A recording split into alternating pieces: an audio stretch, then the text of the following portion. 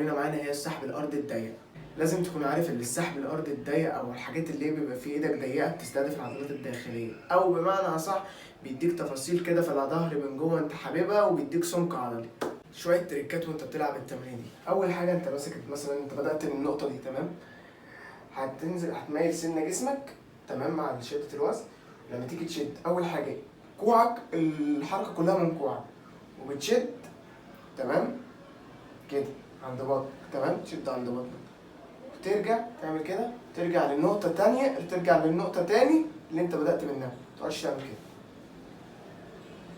بص انا كنت انت مش بتجدف، هي كده وبإيدك تبقى تحت وكوعك هو المصدر الشد، السحبة من كوعك. تالت تمرينة معانا وهي الدمبل المنشار. الدمبل المنشار ده عبارة عن انك تمسك تسند على حاجة وتعمل سكويز للعضلة، تمسك